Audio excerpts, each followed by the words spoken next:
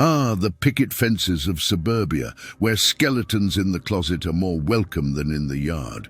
Don't forget to dig up that subscribe button and unearth the bell icon to join our cryptic family.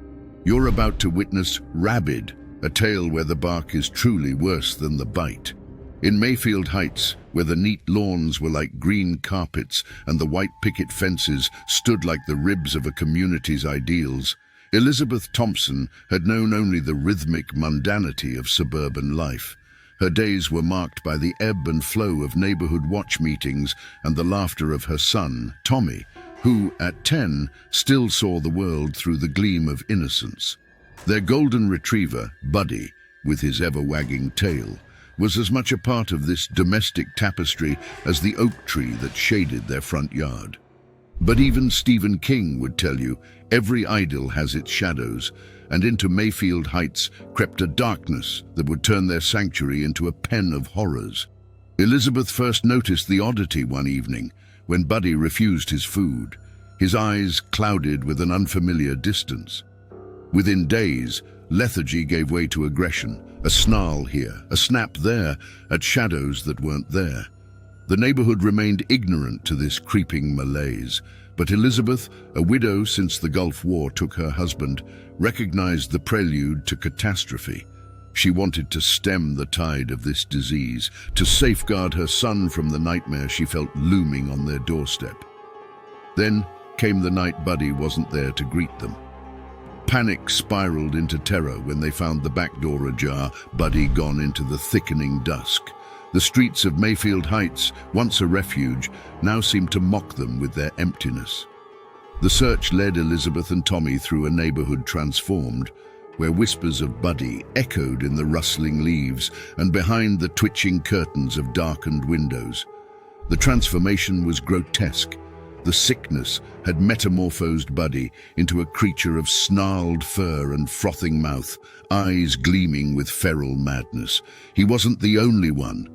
Other pets began to turn, a virus ripping through domestic tranquility, leaving blood-stained lawns and savaged bodies.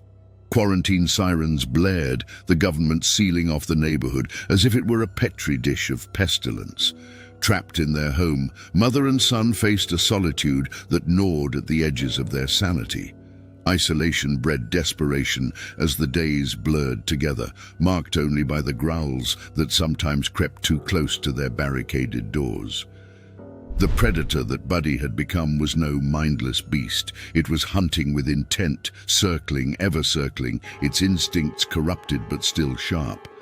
The revelation came in a moment of harrowing clarity. Elizabeth stumbled upon a nest beneath the shed in their backyard, a litter of pups, born of the sickness. Buddy was not the killer they thought. He was a father warped by infection, driven to protect his grotesque progeny at any cost. The cost was indeed dire. In a frantic struggle, Tommy was bitten, the disease claiming him with a quicksilver swiftness. Elizabeth's heart fractured, knowing that her boy, her precious boy, might soon turn into the very horror they were fighting. Refusing to succumb to despair, Elizabeth fashioned a plan. She led Buddy and his infected brood away, her own life the bait, giving Tommy just enough time to stagger toward the quarantine line. He collapsed into the arms of hazmat-suited saviors, his fever burning a path to unconsciousness. When Tommy awoke in a sterile room, free of the virus thanks to a hastily developed serum, he was told of his mother's bravery. Elizabeth had not been found, her last stand known only to the creatures she had lured away, her sacrifice the stitch that closed the wound in Mayfield Heights. Tommy, now orphaned and living with distant relatives, visited the town's memorial, his eyes older than any youngster's should be. He heard a bark in the wind and turned, half expecting to see Buddy healed and whole. But it was only the rustle of leaves, the shadow play of a world moving on. Yet as he walked away, two golden eyes watched from the undergrowth, and a soft whimper carried on the breeze, a haunting refrain for a lost friend, a guardian turned ghost, the echoes of Rabid still lingering in the heart of Mayfield Heights. As the full moon rises over the once peaceful Mayfield Heights, it seems that even the best of friends can become the most ferocious of foes. Leave us a bone-chilling comment below if you would stand by your four-legged friend to the very end. Every dog has its day, but in rabid, some nights just bite back.